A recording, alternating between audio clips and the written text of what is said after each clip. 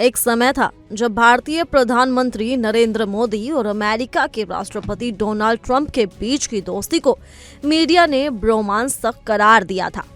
दोनों नेताओं की बॉन्डिंग को अंतर्राष्ट्रीय मंचों पर खूब सराहा गया।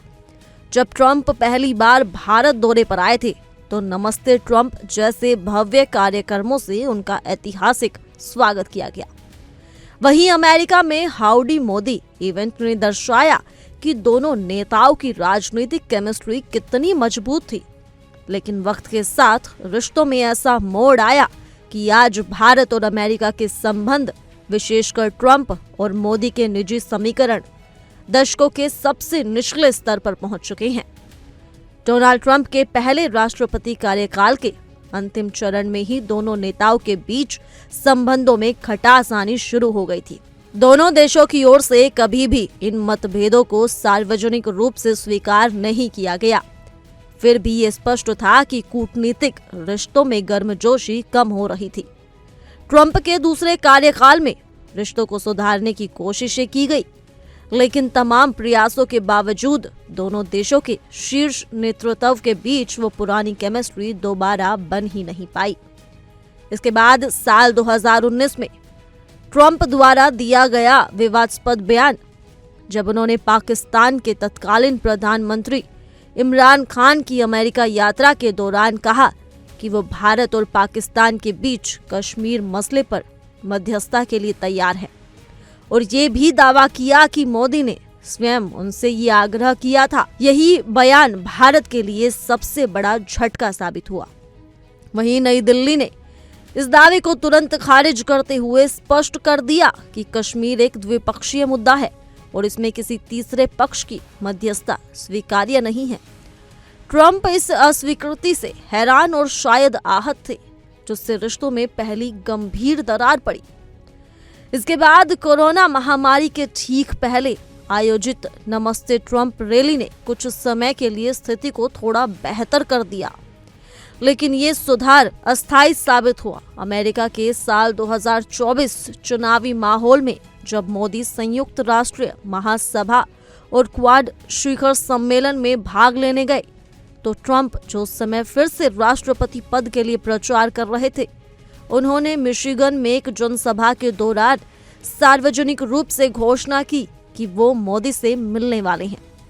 भारत की ओर से ये मीटिंग अंतिम समय में रद्द कर दी गई, ये कहते हुए कि चुनाव प्रचार के दौरान किसी एक उम्मीदवार से मिलना निष्पक्षता के खिलाफ हो सकता है।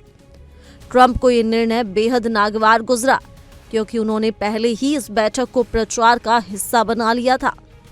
इसके बाद जब ट्रंप राष्ट्रपति पद पर फिर से चुने गए और मोदी उन्हें बधाई देने व्हाइट हाउस पहुंचे, तो ऐसा लगा कि पुरानी कड़वाहट कुछ हद तक मिट चुकी थी। लेकिन फिर उभर कर आया टैरिफ विवाद, जिसमें डोनाल्ड ट्रंप ने भारत को टैरिफ किंग कहकर संबोधित किया।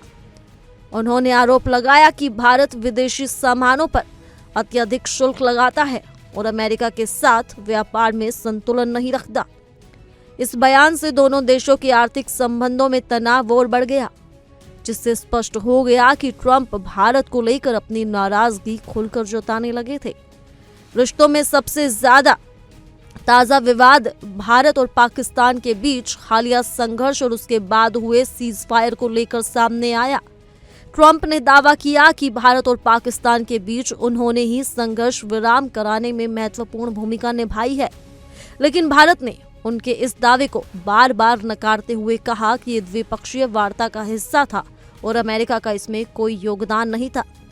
ट्रंप ने इंटरनेशनल मीडिया में कई बार इस बात को दोहराया, जिससे वो भारत की प्रतिक्रिया से और भी ज्यादा नाराज हो गए। रिश्तों में आखिरी और निर्णायक झटका तब लगा जब प्रधानमंत्री मोदी कनाडा में हुए G7 सम्मेलन से लौटते समय व्हाइट हाउस में ट्रंप के निमंत्रण को अस्वीकार कर भारत लौट आए। इस दिन ट्रंप ने पाकिस्तानी सेना प्रमुख असीम मुनीर को व्हाइट हाउस आमंत्रित किया। ये कदम भारत के लिए स्पष्ट संदेश था कि ट्रंप अब भारत को लेकर गंभीर नहीं है।